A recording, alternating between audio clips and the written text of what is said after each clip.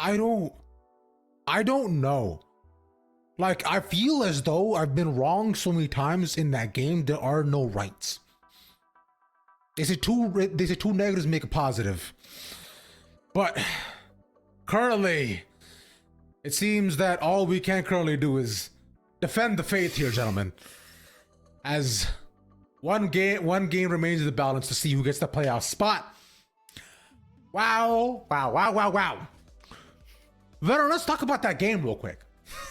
I mean, those are the kind of games I like to watch, you know? They're like a slow-moving car crash, but this was actually quite... I mean, honestly, I really like CLG's composition. I really especially liked how it worked the longer the fights went on for, and the fights extended a lot. There were like 3 team fights chained against each other most of the times that we saw the game play out.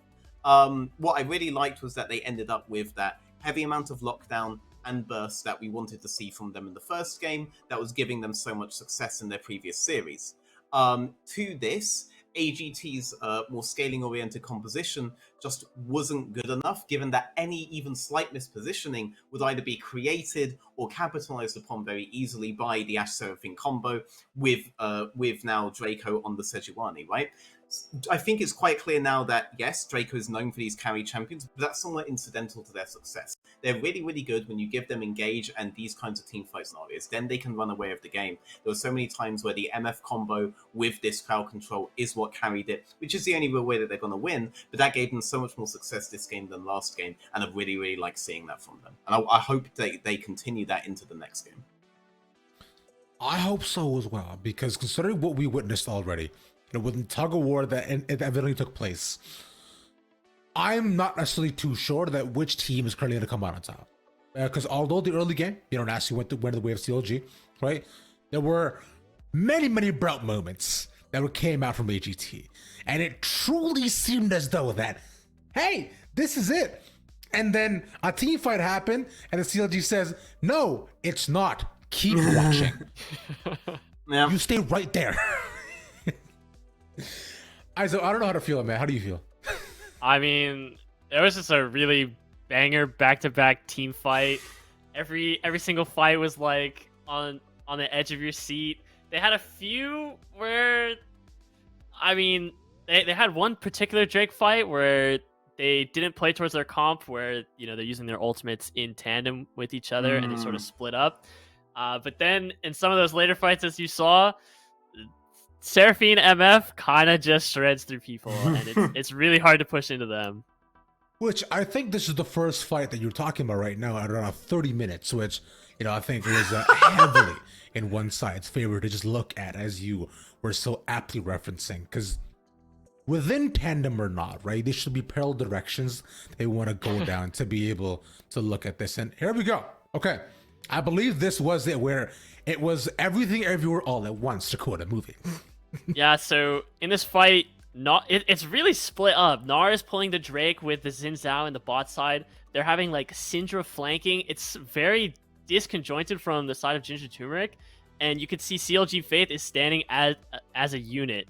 Miss Fortune gets a really good flash away from the Nar ult and just positions herself to lay down the damage on the entire team. Syndra gets killed in the back from the Miss Fortune ultimate, and I mean, they just keep cutting back, and Ginger Turmeric has to run into all these crazy CC slowing stun abilities.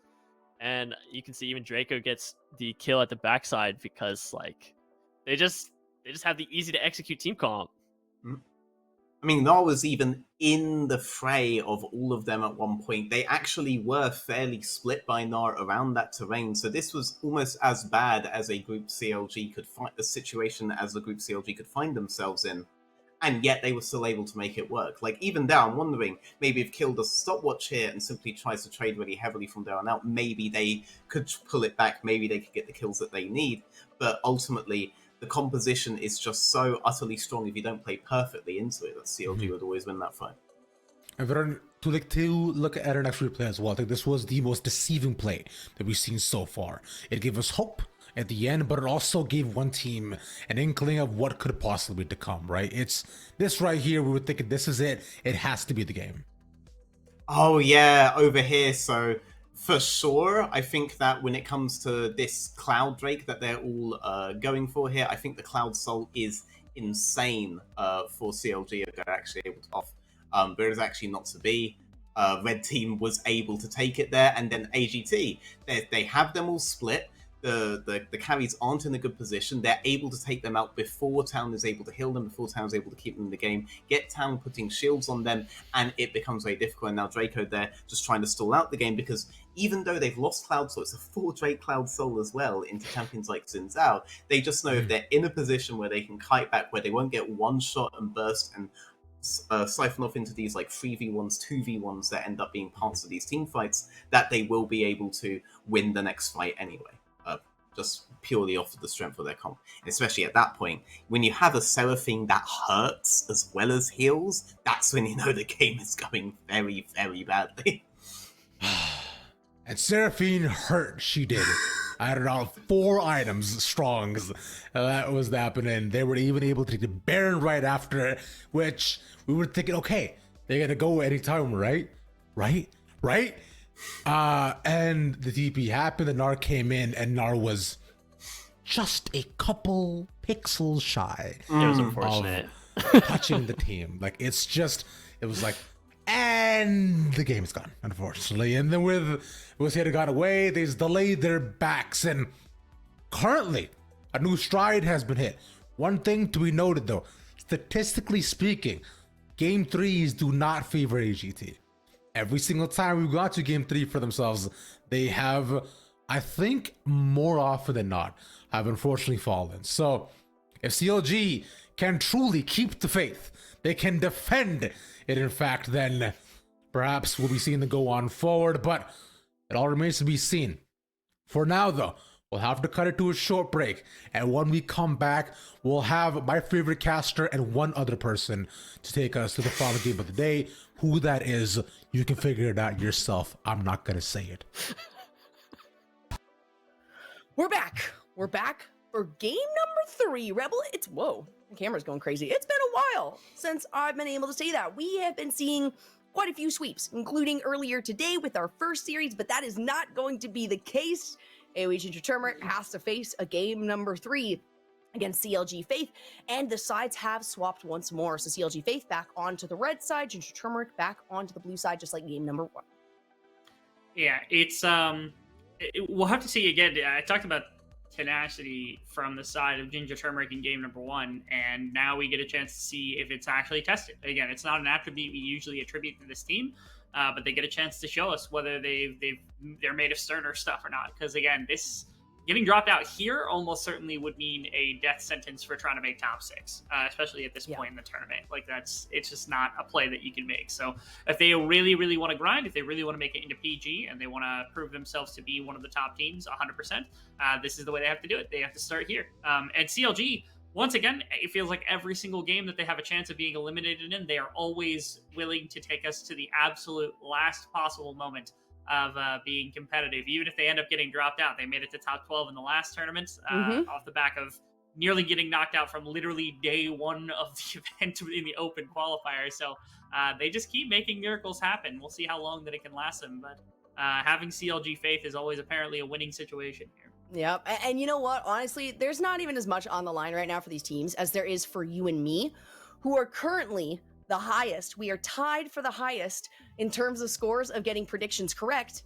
We could see right here, there were 4 of us this morning, but we can see Tempest was voted for, DK Crew was voted for. That's going to knock a couple members out, which means no matter what, one of us is going to be on top. It's either going to be CLG that puts me over the edge, or it's going to be Ginger Turmeric, which puts you over the edge. So you know what? While there's a lot of competition on the line for these teams, it's between us right now. Yeah, I will also make one big note that there was not our host, Ravish, that's listed on there, and there's a good reason. It's because he's actually made every single wrong prediction in the tournament. He has 0. They felt bad putting the graphic up there, but he actually has predicted all the games incorrectly. So I don't know how that's evenly possible, but apparently he's just that bad. So feels bad for him, feels bad, but he keeps calling me out, so I'm going to call him out some more. Anyway, Fiora once again taken away for Draco. We're not going to let the Fiora actually slip through the draft yet again. CLG they have to feel bad that eventually they're going to get the champion, but it's just not going to happen. And being back now on the red side, they get their chance at counter picking. It didn't work out great in the first game, but the blue side has been all about flex picks. Like, it was CLG who made it work with the Seraphine, and the combination with the Ashe and everything kind of coming together. And Ginger Turmeric did it in game 1 with the Gangplank and the Zac combination. Yes, they did, and that was a very fun one to watch. Actually, both of these have been very fun to watch and have been kind of similarly played out, I will say. So, one thing I do want to see from CLG is, no Gnar first pick. All right, we've seen some really solid Gnar execution. Unfortunately, we haven't really seen the wins to actually come through from this Gnar, no matter how well they tend to do in lane, or no matter how many times, it looked like Moose Hater could 1v9 the team. That was just absolutely not the case. But there is going to be a Seraphine ban. That's a nice little respect ban right there, coming out of Ginger Turmeric, just because Town did such an incredible job on that. She is a balanced champion, by the way. And then Gangplank on the opposite side as well from CLG. Okay, do note there's no Gwen that's been taken away quite yet. I'm actually really surprised Senna's getting taken off here by AGT, because usually they're the ones that like picking that, because Duo King loves playing it, but apparently not willing to grab that one up, not willing to give it over to Aaron and giving, potentially the flex of Trevor or anything else like that. Maybe not willing to B1 it or anything of the sort. Udyr is the last remaining champion that we have not seen for the remainder of the tournament. CLG once again banning the Poppy in favor of the Udyr, and Udyr is just going to get first picked. That's exactly what happened in game number 1. Easy first pick, but this means that now Draco has an opportunity to potentially pick some of his most favorite champions. The Camille and the Gwen are both still up and available. In the past, we have at least seen 2 bans directed at Draco in the first phase, and so that's not the case here for GTC. They're focusing kind of all over the map, to be honest. So that's kind of something that's up in the air, right? Does CLG Faith want to lock in? Ow! What? All right. Man, go ahead, Rebel. Save it for R3, please. Like, you can pick other champions here. You could go for a jungle matchup. I don't think a jungle matchup would be ridiculous if you have something you prefer to play into Udyr, unless you need to talk about it more. And then maybe your ADC or your support of choice, like, especially since you're picking Jinx anyway, you might as well pick your jungler and save the Gnar for R3, because either A, you get Gnar on R3 and you double ban top lane, or B, they pick the Gnar and then you pick Gwen or Camille and you get Draco on a preferred champion into the Gnar. I'm so confused by this. I'm so confused by this. Draco has been, an insane standout player. Like, insane. What? This is literally the one thing I asked not to have done. Faith. Like, it's hard. It's hard to maintain the faith here, but I've already locked you in as my selection. And hey, look at that. AGT, they say, hey, it worked really well for you guys. Let's try to run it ourselves. And there is still a bit of flexibility, but it's pretty much certain right now that this is going to be the MF Ashe in the bottom lane. And it's really funny because as soon as Ashe support started popping up in the meta, there were like 2 people that I thought that would really take to it. One of them was Skytech, who was, I think, the first to play it in Amateur, and the other one was Duo King, because it's another ADC and another carry type champion to throw into the bottom side of the map, and it makes a whole lot of sense. So to me, I think that just makes all too much, for preparation. This is a champion that feels comfortable to Duo King specifically, and one that they can operate on very effectively as well. As on the other side, it is... with the lock-in of the Gnar, it's not going to be a flex of the Trundle to the top lane to flex anything crazy like that, but Roselord does get the Trundle, and I think Roselord's Trundle is really good. To me, it was actually his best champion when he was playing inside of Academy, playing inside of Amateur before. It was the thing I like to see him on the most, more than any other champion, and so now has the ability to kind of flex that muscle a little bit against David. Yeah, it's a Trevor flex. That's true, too. All right, it's a Trevor flex, okay, guys. Very likely going over to Rosethorn. That one has actually been banned away from him quite a few times in the past. It's very aggressive. It's a very fun one for him to do. There's a bit of flexibility, but I highly doubt that they're going to take it anywhere else. We'll have to see, as it looks like it's CLG banning out Captain Shrimps and Moose Hater. That Zac being respect banned away, and the Silas. The Rakan taken away now from CLG Faith, and the final ban coming through out of a GT, and it's actually going to be a Kali into Town. Yeah, ensuring the Town's not getting something relatively powerful to work with, any sort of ability to get into the back line. The pillar right now is the number one way that they can stop the Misfortune ultimate. Something like the Akali would be able to test the Ashe and the Misfortune's position in the back line, make sure that they can actually respect a lot of position. CLG is just going to go to Nautilus here, which is of interest because I feel like Nautilus can easily take quite a bit of damage from this Ashe and Misfortune on the bottom side of the map. So maybe anticipation, perhaps, that's going to be the other direction, that's like, okay, maybe they're planning on leaving, or once again, it's a lot of setup potentially for bottom lane. But we get the reverse of our expectations. We're like, hey, if Nara gets picked, maybe Draco will pick Camille. Maybe Draco will pick Gwen. Nope, it's the exact opposite. In fact, it is AGT who are the ones who grab up that matchup, specifically for Moose Hater, who has been the one that's kind of had the advantage in most of these top lane matchups against Draco. Yep, and I've said it before in the past when we've seen the Camille, when we've seen the Fiora, when we've seen the Gwen on Draco, he can even take it in the counter picks, but it doesn't matter here. It is also a run back now for the Syndra, for Captain Shrimps here, as we see the final lock-in for a CLG Fate, and that is going to be Victor there for Town in the mid lane. This is a remarkably standard composition for a red side draft from CLG. Like, they drafted just about as stock standard as you could possibly ask for from a team. Like cardboard cookie cutter cutout.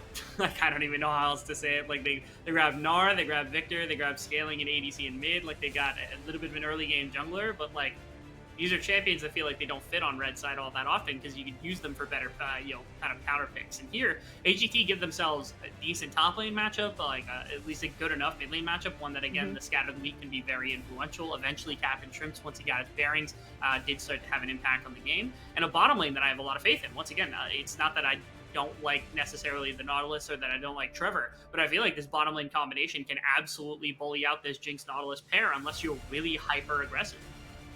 Yep. Aaron does play an incredible Jinx as we head into game number 3, the tiebreaker. AGT on the blue side, CLG Faith on the red side, fighting for my honor or for Rebel Fox's honor here in this tied series. But we get our game number 3. We'll have to see how it plays out. I was saying there, Aaron is absolutely standout for sure on Jinx. And I was talking about the style that Trevor likes to play. Nautilus and Thresh are the two that I always think of when it comes to this player. And yeah, it is a little bit stock standard. Maybe not necessarily the best thing to run in this current meta.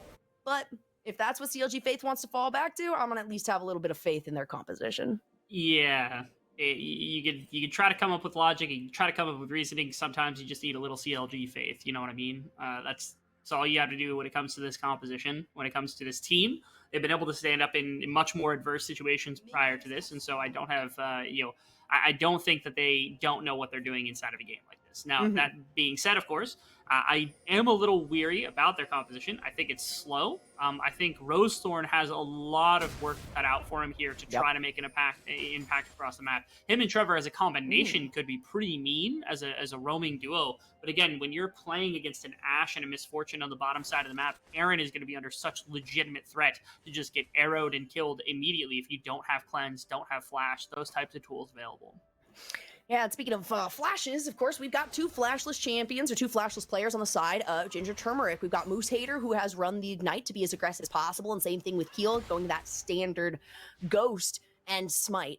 So it does kind of give maybe a chance to CLG Faith to get a little bit of lockdown towards the top side of this map, but we were talking about that early game damage and kind of the speed of this composition that CLG Faith has run with, and they're going to need to sort of speed it up a little bit here in the early parts of the game. I feel like it's a situation where, like, Ginger Turmeric's lanes are better to be self-sufficient with. When you're talking about, like, Camille versus Gnar, there's ways to punish this Gnar really heavily as Camille, unless you're very heavily exploiting, like, the range advantage that the Gnar has, which is possible. I'm not saying that Draco's incapable of doing so. Mid lane, it's a little faster, I think, spiking before the Hex Core upgrade. That gives you Aftershock on your E, or the double tap on your laser, basically, to get your wave control up. I feel like the Syndra should be fine in the mid lane matchup. And again, I talked about bottom lane matchup already. And so Keel has more opening to be more of a power farming champion. And again, Rosethorn has the opposite job of, like, the more impact he has on the lanes to make these lanes go a little bit differently than how I'm expecting them to go, or how we're expecting them to go inside of this game, the better that Rosethorn is doing. Again, taking up the mantle of that leadership position, both probably an in-game communicator, but also specifically as, like, this engine for the team here. Absolutely. And he's more than capable of doing that. I guess the responding question then is AOE GTC capable of shutting him down early enough? And we've seen that happen in the past for sure. So these are two very kind of, even-keeled players coming through here. No pun intended there, as we are currently watching Keel starting here on this top Scuttle Crab. A lot of pressure from Ginger Turmeric towards the bottom side of the map, and just a little bit of back and forth, but it looks like Draco is actually being coerced into a potential engage from Keel. And there it is, the slow blow will be applied, but that's the stun coming out of Keel, and that should be an easy first blood. It goes over to Moose Hater. I think as soon as Keel pops out of that brush with the Ghost and the E readily available, I like the fact that Draco's like, I can't get out, I can't flash, I can't E. Like, maybe if he flash E's and finds the perfect target, he can maybe get out in the right circumstance, but it's a lot to expend. It's bottom lane, there's more fighting. Deep Learn taking a lot of damage. The Ignite coming out of Trevor. The passive being applied alone gives Aaron some shots that he's able to take here. But a slow start, and that's the expectation in this game. Not only is it, game number 3, not only is it the tiebreaker, but at the same time, both of these compositions kind of require a little bit of a slower start, trying to find that first blood or wait for the initiation of the junglers to come through. Of course, first blood going over towards the top side does not spell good things for CLG Faith. Man, I cannot believe the fact that Gnar was locked in here for Draco instead of either Camille or Gwen, given the fact that they were both still up on the board and are both good picks here into the Gnar. Not only that, he didn't even take Dino Gnar. He doesn't know what he's doing. I don't know. I like the astronaut skins for basically every champion, but you're right. I think it is a little shocking that they go to this. As Trevor wants to make an impact, he's going to find immediately Captain Shrimps. It's a decent amount of damage, but it's not going to be enough right there. Trevor gets pushed back by the Scat of the Week. Captain Shrimps able to get out alive just fine. Draco now maybe looking to make a move here. Does have the level advantage. Still no level 6, of course, and no ability to get the Gnar down. Okay, But this still a lot of damage. actually really good for Moose Hater if he has hook shot soon. Okay, he's not going to have hook shot readily available anytime soon. Like this from Keel, because he's going to salvage this mid lane. He just wants to shove the wave and allow for Captain Shrimps to have a decent back. Also, the fact that Captain Shrimps earlier got ganked by Trevor and just stared down the barrel of a 45 for a minute and was just like, you don't have any damage, and then just walked away was perhaps one of the most chat things I've ever seen Captain Shrimps do. It's just there's a whole like Victor and a whole Nautilus directly in front of him, and he's at like 200 health, and he's like, I'm not flashing. Like, I'll just waltz out of this situation. It was beautifully done. And the decision as well to throw the Scat of the Week onto Trevor when he's trying to engage with the Death Charge, perfectly timed, because he knew that Town wasn't going to be able to get enough damage down. Also that he doesn't have the evolution on his abilities yet, so it's not going to be the exact amount of damage that he's looking for. It was really spectacularly done, and, if Captain Shrimps is able to get a nice early lead for himself, we saw how well he was able to recover towards the latter half of the previous game. So if he actually gets the snowball rolling in his direction early on, this could be a completely different mid lane that Captain Shrimps is just kind of able to run away with. Of course, it seems like CLG Faith knows that is the case, and you just have Trevor hooked to the side of Rosethorn right now. He doesn't exist in bot lane. He is not a support. He's actually just a second jungler. If he wraps all the way around, tragic. It's the flash. It's not even the Q. It's not even the depth charge to get Captain Shrimps. It's the flash in, which means Captain Shrimps is just able to flash back over the wall. So it ends up being a flash for flash, no kill. Yeah, the fact that was, they kind of knew where Captain Shrimps was. He walks into the mid-brush, they turn right back around. It's good read from them, but again, like you said, the flash for flash situation ends up being okay. It just means that Captain Shrimps is absorbing a lot better. Last game died 3 times during the laning phase to a multitude of amounts of pressure that were being levied against him. And so in this game, had that initial play with the Scat of the Week, had that flash right there that prevented it. And off the back of them making all these really aggressive plays, it's Keel who has quite a bit more command. They're putting a lot of eggs into the mid lane basket as they did in the previous game, which worked out for CLG, this time not working out as well, and allowing Keel a lot more space to work with because he's on this power farming Udyr, gets a bit more control of the map to work with for neutral objectives. Could even set up necessarily a Rift Herald because he could clear up to the top side of the map. And if his Camille is ready and raring to go, could very, very easily make a try to force a play to make that Rift Herald happen. Yeah, and that was kind of one of the things in game number 1. Even though Ginger Turmeric did take game number 1, we were a little bit concerned because Keel wasn't really showing up that early on, and he was playing the Udyr, didn't have as much of an influence on some of these lanes that he did, even in game number 2 when we saw him there on the Xin Zhao. But clearly, his game, his game plan has changed. We've already seen him appear in lane a couple of times, already kind of trying to bully around Rosethorn, and that is what you can do when you have the speed of Udyr over somebody like Trundle, who's going to take a lot longer to be able to actually do something here. I mean, not exactly. Rosethorn is more than capable of coming in, throwing out a pillar, trying to get something, but with CLG Faith pushed back for the most part in most of these lanes, it makes it incredibly difficult for him. It's been like watching what's been happening on the map has been crazy because it was a called hawk shot from Moose Hater to pull some kind of attention to see where everyone was on the top side of the map, and a freeze had actually happened that like has led to such a CS discrepancy. It's 30 CS advantage for Draco now, probably closer to 25, maybe 20 after like this minion wave gets picked up, but still the fact that Draco was able to hold it there for such a long time and not allow Moose Hater to touch his wave just allows him to move so much better. And even though there was potential for Keel to make his way to topside to find some contest, to be here in time for the Rift Herald contest, he's going to be a little late to the party as he's going to find his way into the river alongside Town. 4 members of CLG here. Of course, Trevor is there. The hawk shot comes through. Keel looking for the initiation. It's on to Draco. Moose Hater takes way too much aggro here. Hextech Ultimatum does come out, but it's going to be Draco who manages to land that kill. Keel, the next target here, Scout of the Week, landing onto multiple members. Draco's still okay. He's going to flash in, but is going to take too much damage on top of it. Trevor with the death charge in onto the wall. Doesn't have the ability to E. It's the flash forward by Rosethorn to guarantee at least one more kill. The flash over the wall by Town, but Rosethorn backing directly into 2 members here, and Duo King is still very high on health. That means that Town and Draco have to get the heck out of dodge, and it ends up being a winning fight for Ginger Turmeric. Okay. Oh, Town's gonna get fought out too. Oh no, that's a rough enough. one. Keel at basically no mana says, yeah, I can go in. I can bear this guy. Duo King is now the top laner. He will be taking top lane far from here on out.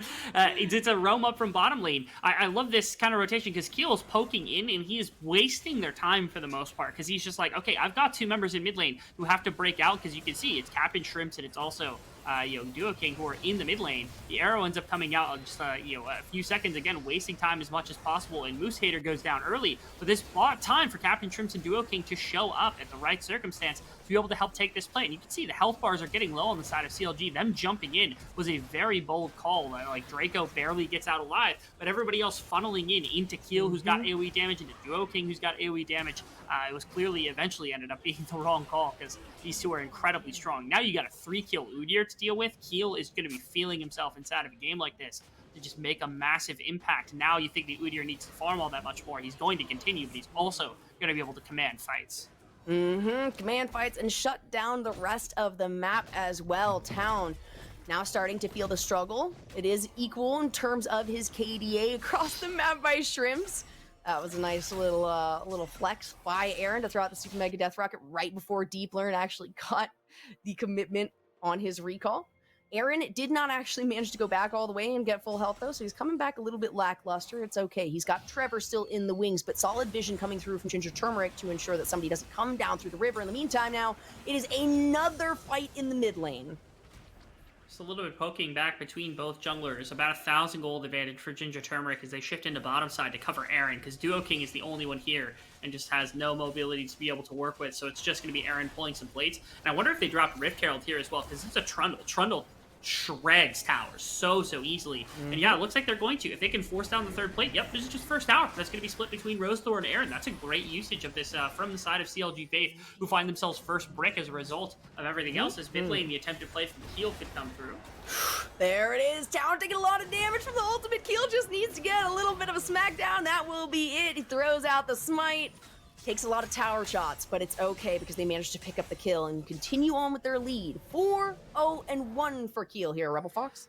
And gave nothing on the bottom side for it either. Of course, it was the back and it was the first tower going down. It was a great usage of the Rift Herald coming through from the side of CLG Faith, but ultimately ends up just at least being traded for something here, where AGT, they don't end up losing 2 members on bottom side in exchange for the tower and everything else. River. Now a big initiation. Super Mega Death Rocket coming on the backside. The bullet time doing plenty of damage, forcing the flash away actually out of Trevor before he ends up going down. It's a double kill. Let's keep stacking this Udyr. 6-0-1 now, and let's give him a second dragon. Why not? Here's the real question. Kilo's on a full stack Darksteel. Does he build Magi at some point and become an absolute Chad Udyr player? Because at some point, he's going to have Sunfire and he's going to have the ability to run people down. All he's going to need to do is press Ghost, press Blue Smite, and he just goes crazy. As this was the play in top side that I at least personally had missed during the course of this little endeavor, because the bottom side was just pulling all of our attention. It was Draco making this play happen. I'm assuming Moose Hater ends up winning this just off the back of everything else, as Draco actually gets quite a bit of damage.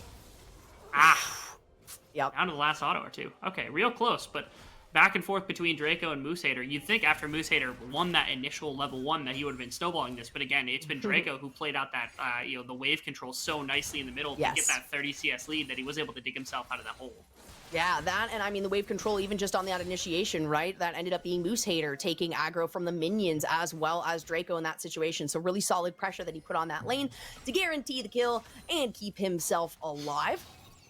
And now we are getting back to the mid lane. Of course, that has been really the place of residence here for Deep Learn and Duo King for the last little bit, trying to sort of force out other members of CLG Faith to come and navigate their way here, because Keel has always been in the wings around this mid side.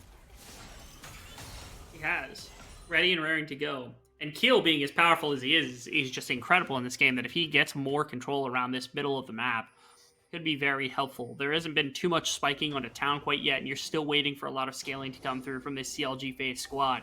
And it feels like Keel really needs to start leveraging this, right? He's got like this 40 CS lead over top of his opponent. He's got 6 kills. He is insanely strong on the Udyr. This is where you need to start fighting around your jungler. This is where Keel needs to step up. We've talked about Rosethorn having had Academy experience. Keel was also in Academy for a very long time and had some good games on CLG Academy when he was there. And so this is his ability to step up and prove that he's a really worthwhile player as well. Uh-oh, and as you're talking about him, he gets depth charge, he gets ulted, the Super Mega Death Rocket comes through, but it is a 4v1 situation, and he knows he's not going to be able to get out alive. The kill going over to town. Classic little caster curse right there. Right as I'm talking about him, he walks into the Tribe Rush, and they've got members everywhere. Now Deep Learning actually might be under a little bit of effect. Nice movement there from Duo King that guarantees that nobody can actually make the official gank. It does still give CLG Faith a little bit of wiggle room to invade the enemy jungle here. We'll see if Rosethorn is actually able to snag anything, because Duo King is directly on his flank. What has happened in this top lane? How is Moosehater down 3 levels right now? Holy, that's a lot of levels. That's a lot of levels there. See, I thought Draco had this wave frozen like once or twice maybe, and that cost like the 20-30 minions. This might be worse than I thought it was, because he's down now 2 full levels, I suppose, more than just like the 1 full or 3 full levels. But goodness gracious, Draco, what did you do to this poor man? Yeah, it has felt a little unfortunate. You were talking about the CS lead that Draco has held this game, and that is still the case. Up by 36 right now, which is quite massive for the top side. Of course, it is Camille, so she's got the opportunity to do some side laning, but if you are at risk of getting killed here in 1v1 against somebody even as simple as your counter opponent here in the top lane, then it's not something that Moosehater is going to be capable of doing. Not at all. Now with second Rift Herald, I do wonder where they want to put this gold, because they have nothing in anyone except for Keel at the moment. You can see this gold is just so heavily in his favor. Talon and Aaron are in a really good place as well. So CLG's got their gold allotted to the correct place in their composition that they really want it to be. This is a point where like a Rift Herald could make a difference for an inner tower, could be an outer tower. None of the structures have been broken from the side of CLG Faith, so this would be gold that's standing and ready to be taken by one of these carries. It feels like Shrimps or Deep Learn are definitely the targets that you want it on. Depends on where. As Keel, once again, to me, you got to step up as one of the leaders potentially for this team, one of the more experienced or one of the more veteran type players that's going to be here for the side of AOE Ginger Turmeric, as they're trying to take this game as well. And it certainly feels like he's stepping up, right? As you mentioned, IGL, that in-game leader, that in-game shot caller, and having a lot of confidence behind a lot of these plays, which is definitely necessary for the composition that they're running here. Draco also has some confidence here, is going to be able to get the slow onto Moosehater, and look at the amount of damage that Moosehater takes without being able to throw anything back in response. It's really just been astonishing the way that Moosehater, or the way that Draco has kind of turned this around. Because again, for the first 3, even 4 games of this like compilation of series that we've seen between the 2 days that they've played against each other, feels like Draco has just been on the losing end of the matchup every single time. And yet here it is, the Gnar that we ended up, we criticized a little bit. We were worried about that even into the first 5 minutes of the game. We're like, oh yeah, the Camille solo killed it, like kind of insane. Or my apologies, the Camille killed it with the assistance of the Udyr, but after all of that, even now, Draco showing some of the individual talent, being able to deny anything else from going through, as Trevor going to get stunned up, but Keel not able to find anything, because they're just going to take priority of the river to look for the dragon here. Looking for the dragon, the flash forward from Trevor. There it is, the cue to come through. The Enchanted Crystal Arrow. It's going to be followed up immediately by the Bullet Time. my Only gets goodness. a second or two. Draco ends up taking the Unleashed Power here from Captain Shrimps on the backside. Moose Hater's trying to lock down this entire team, and he manages to take down Trevor, but goes down to Aaron in the meantime. Draco now has to be on the run. Very close to Mini Gnar and way too low in health. That gives AOE GTC positioning to engage on this dragon again. Ooh, Captain Shrimps. Nice little scat of the week right there. Town is going to get slowed down as well by the volley. There's the Q or the W on top of it from Captain Shrimps, but teleport does come through out of Draco. The dragon still has not fallen. Draco looking for the initiation, taking way too much damage, having to flash through there, getting ignited. The dragon is still up. Duo King's going to be the target here. Deep Learn has a lot of damage on it. Rosethorn on the backside, though. Aaron looking for something. It's going to be the smite from Rosethorn that picks up the kill. CLG Town incredibly low, but they're still going to find the triple there for Rosethorn before the fight is over. And that's going to be Rosethorn stepping up into a really big role. He has the Sunder completed, and he steps into this fight and just commands everything. It looked like a winning position from the side of Ginger Turmeric. They got the first kill in this one. They had prior over the Dragon. They were taking this really, really quickly. And Keel is just like, he's ridiculously strong. You'd think this would be a great position for the side of AGT. It seems like they weren't able to. You could see Captain Shrimps was kind of playing around with Town. Keel has tanked up the Dragon for such a long time, kind of turns just to get the auto attacks off. And you can see Draco just does so much damage. Rosethorn with a bit of damage as well. And the rocket from Aaron just bursting down the Udyr through all of the health that he still has. Just opens up the space for the Trundle to just be an insane kind of damage dealer, even without having too many items. Just the one Sunderer is enough to be able to solo the entirety of this team, especially when they're as low as they are. Nobody can really get through his health bar fast enough to make that big of a difference. Denies the soul stacking coming through from the side of Ginger Turmeric. That, again, Cloud Soul on an Udyr is not something you want to have to deal with. And you can see that CLG Faith agree enough to really make a play like that happen. And that's going to give them the lead on gold once again. It's been another back and forth game here. Captain Shrimps in a bad position. He gets ulted into the wall here. Takes a lot of damage. Maybe has the chance, though. Scout of the Week is thrown out. That means the Draco gets locked down a little bit. Duo King navigating up this way, but it's still too risky of a play to make a move on. It is. Seeing, again, the gold lead staying within 1,000 for basically the entirety or the early parts of the game, as both teams are finding their strikes where they can find their strikes at. Baron buff available as well, especially for a team with a Jinx and a Gnar and a Trundle. Like, take it relatively quickly if all of them are there. So the threat for CLG Faith is very, very reasonable at this point in the game. Starting to break into like 2-item territory as well, which is a mean place to be. Frozen Heart's already done for Eater, so it's harder to try to chip through that health bar as Rosethorn or as Aaron as the game continues on.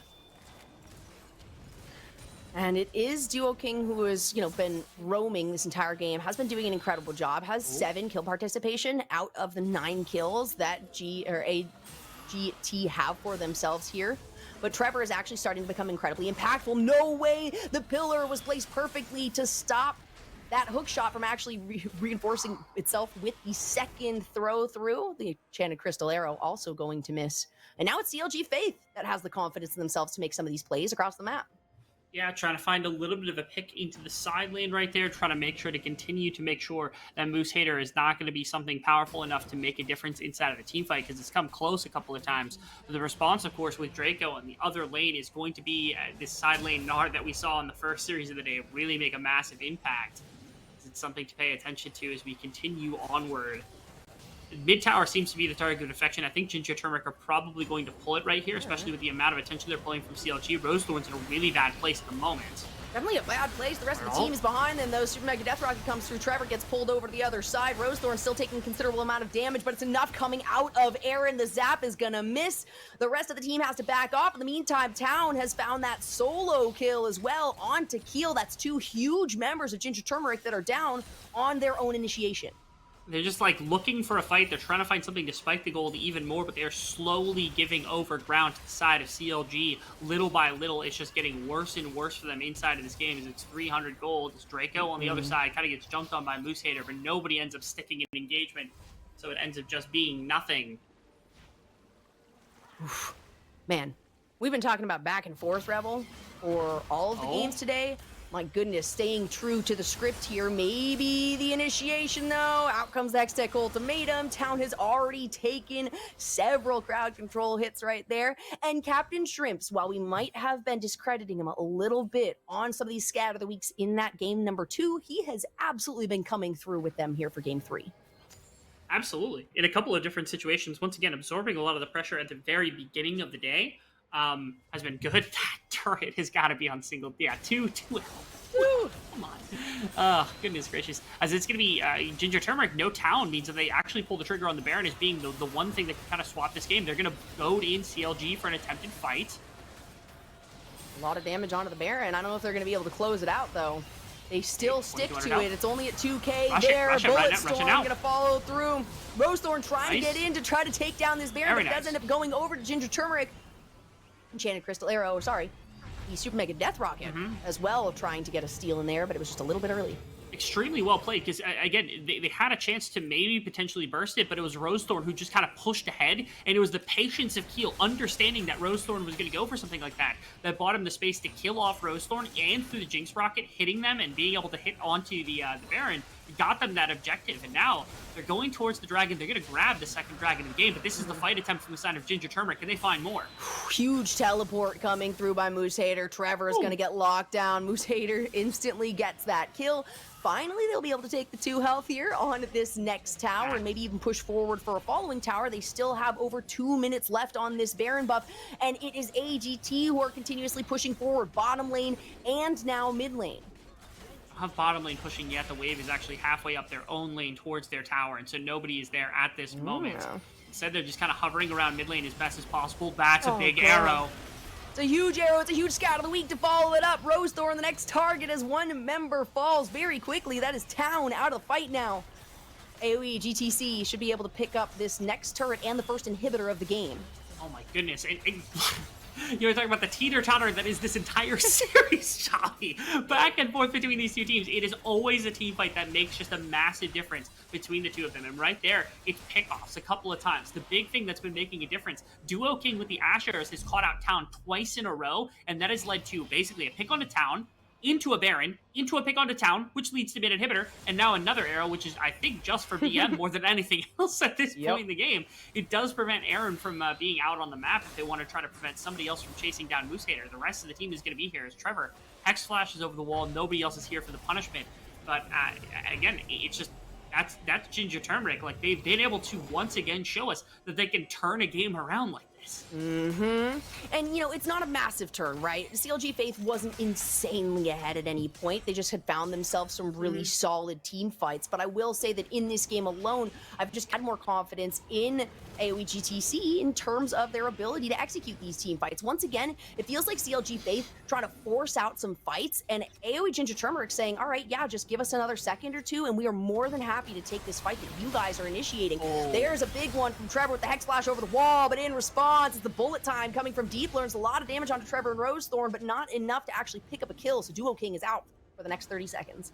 Deep Learns had some good ultimates right here. It's an attempted play against Duo King, who gets picked off by Trevor, just surprising him by hex flashing over top of the wall. I thought there was going to be a trade kill onto Rosethorn, which might have been a really big detriment to the safety of CLG Faith and the rest of their base. But instead, he's able to walk out. They're just going to pick up the top tower as a response to the kill that came through. And, they're getting little by little. Bottom lane actually got stacked really heavily, and I wonder if Moose Hater is going to find a way to get into the bottom lane, maybe pull that bottom outer tower, maybe even the bottom inner tower in the right circumstance. You can see CLG wants to make that defense happen, so the members that did back are going to be here. Should be able to catch that bottom wave as it continues to stack up and push up the bottom side.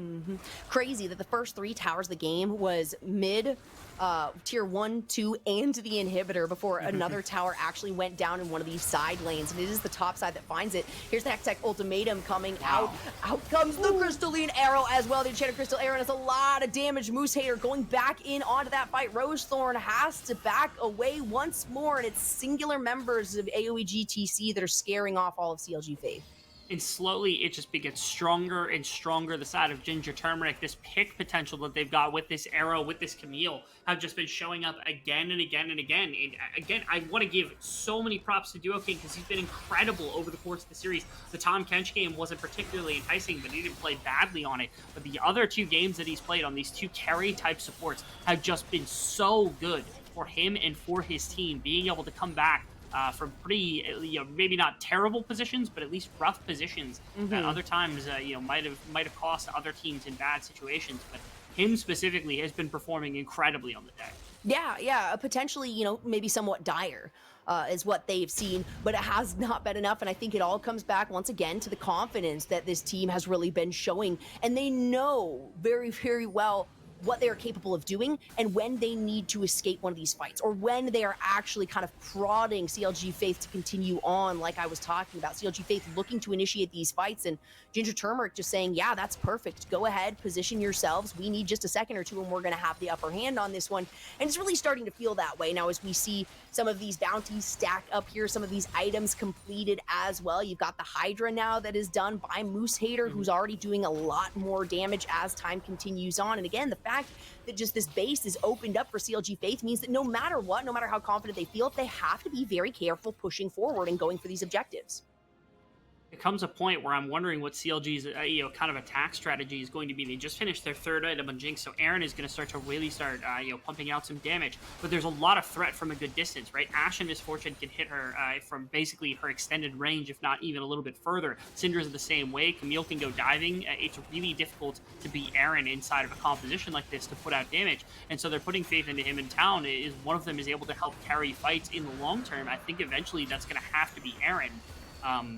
And we haven't really seen a fight where Aaron's been super, super involved to the point where he's been able to kind of take things over. But it's going to have to play out like that at some point, because now, Ginger they have their 3 dragons, they've got their gold advantage, they're going to be looking for Baron. They've got a lot of ways to try to enforce a fight here from CLG Faith, but CLG Faith has got to figure out what they want to do and fast. It's true. It's only 2-0-2, so only 4 KP actually coming out of Aaron in these fights.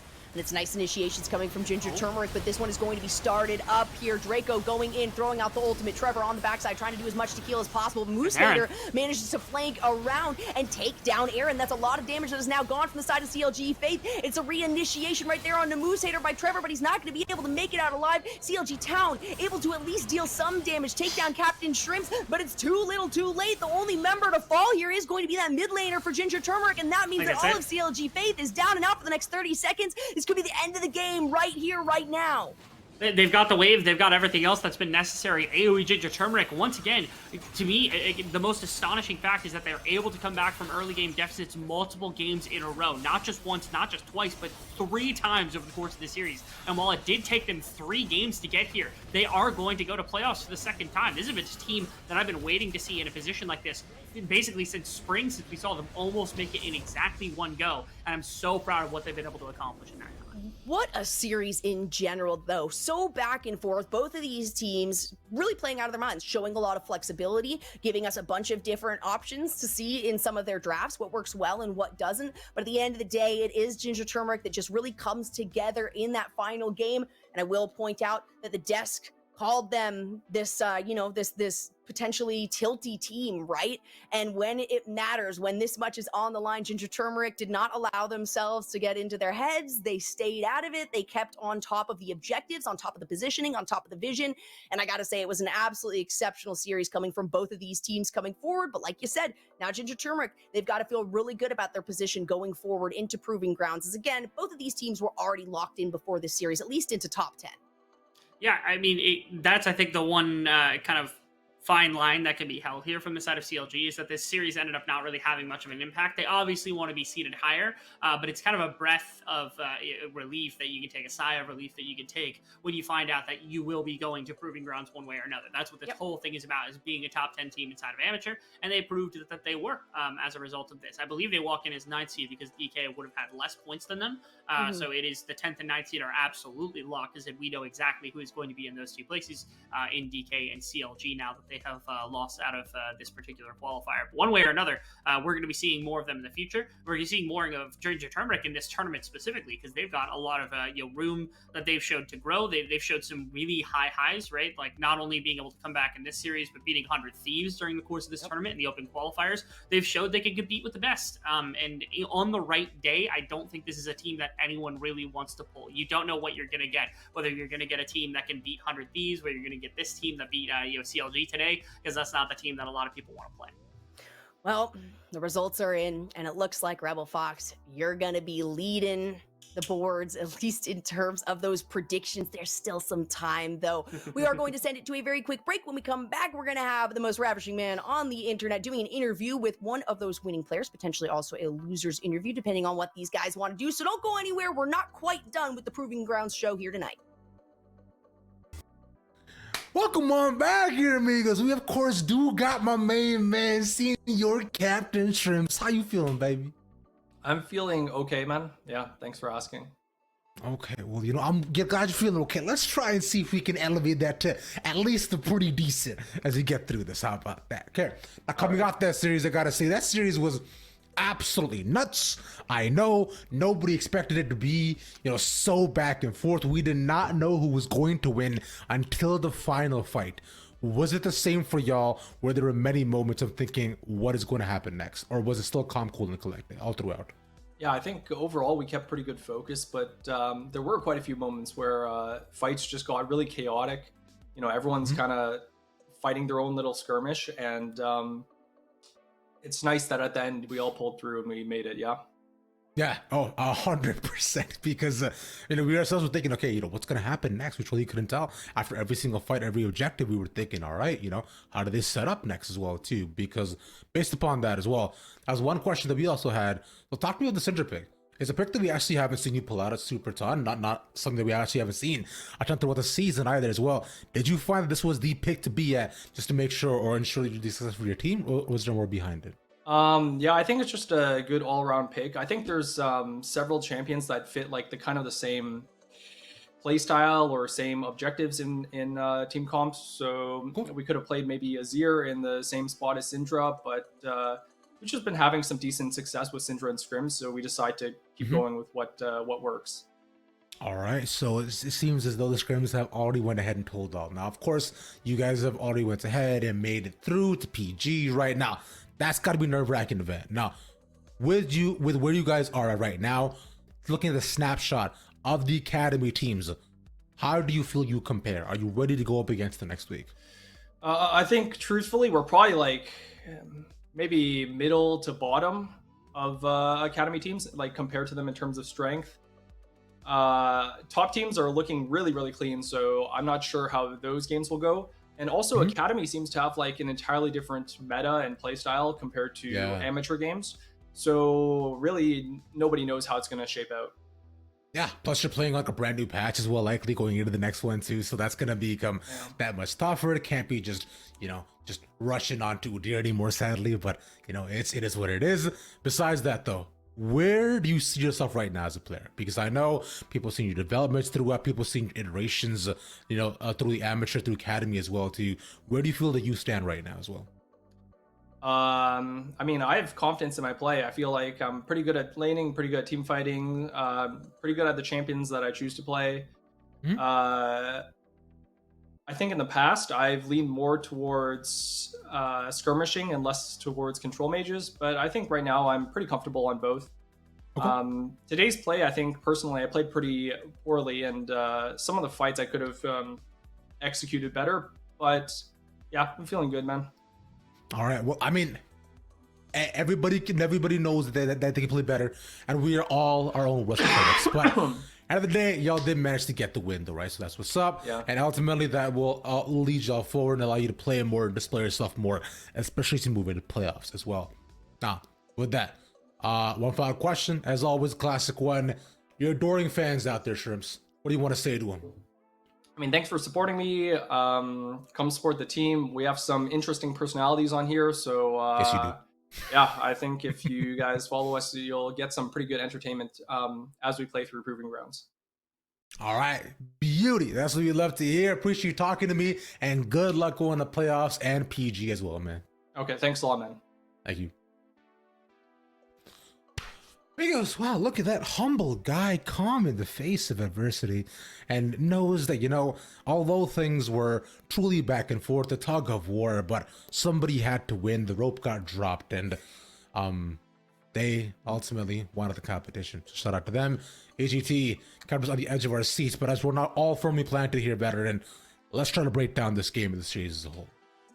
I mean, the series as a whole ended up coming down to the contestation over this Ashe pick. right? Once Yeah. they were able to get their heavy CC in, the single target CC that can become AOE CC on the very, very reliable short cooldown to make those games easy for them that way, AGT knew that they had to remove that kind of an advantage from CLG. This is an advantage CLG used on teams, not just AGT, and AGT were able to carry through that level of engage beautifully. Even though the Ude got fed really early on from AGT, ultimately it was that Ashe and the picks that it enabled, especially once they got on a significantly low enough cooldown, that allowed AGT to constantly split CLG and be a threat to their backline, which otherwise would be very, very safe. So Victor Jinx heavily outranges everything. The Ashe Arrow was the differentiating factor in it, especially longer the game went out. And shout outs to Moose Hater for the play that he made in the final fight.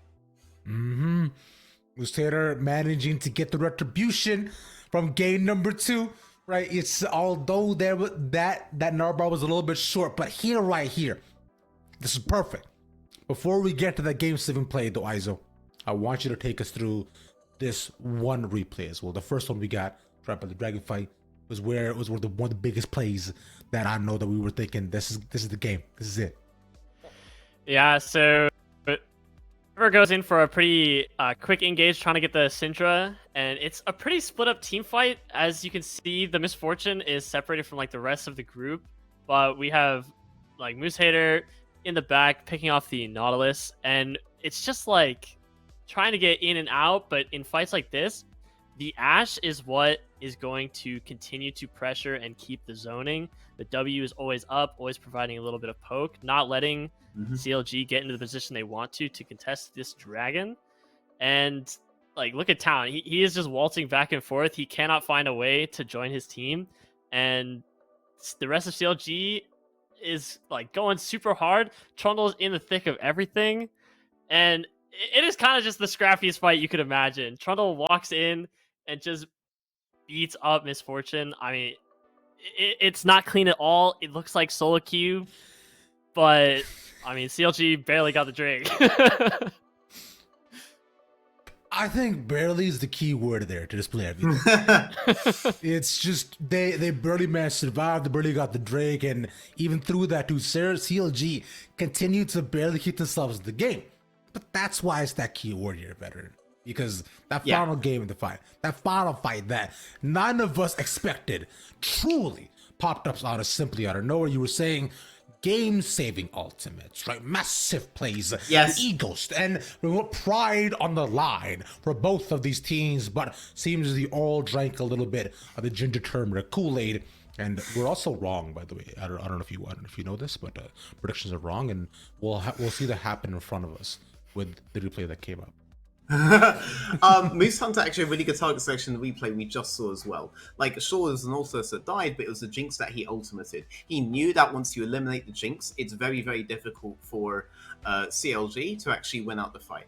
This all begins with a really good pick from Ashe onto the Jinx. It does not have any follow-up possible, but he's still maintaining the pressure. It forces Jinx into retreat. It means that CLG can't move in towards midsection, and it allows AGT to try to split them around this particular bit of terrain. And look at Moose Hater this whole time.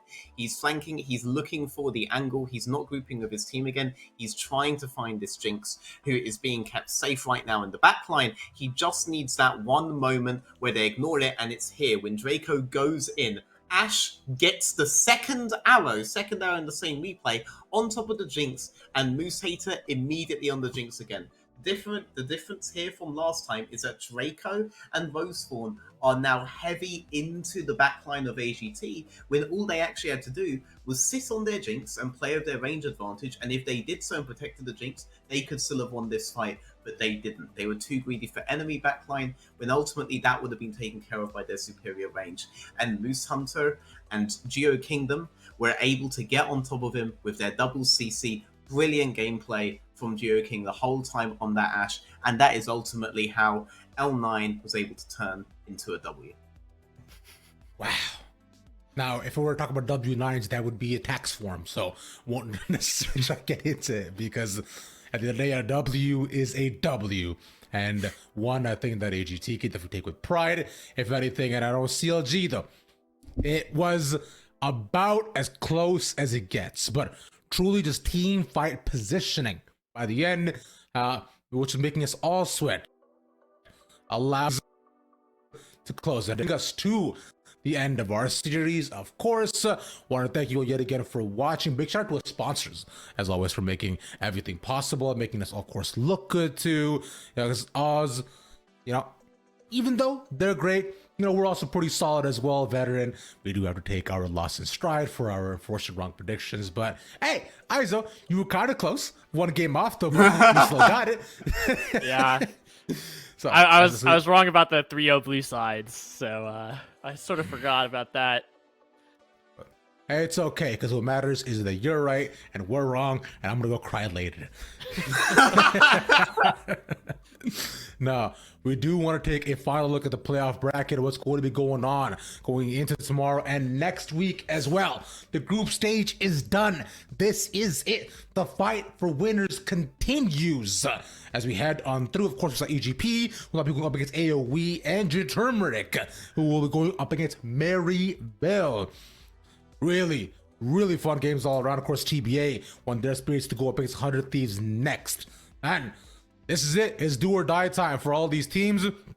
Every single one of them has already made it into PG, so the pride and glory of NA Amateur rest upon their shoulders. I want to thank you again for watching. Big shout out to our production team, our observers, producers, and everybody else working hard to make us look good. I want to thank you to my analysts, of course, as always, for making yourselves look good and making me look worse. Our casters, Jolly and Rebel Fox.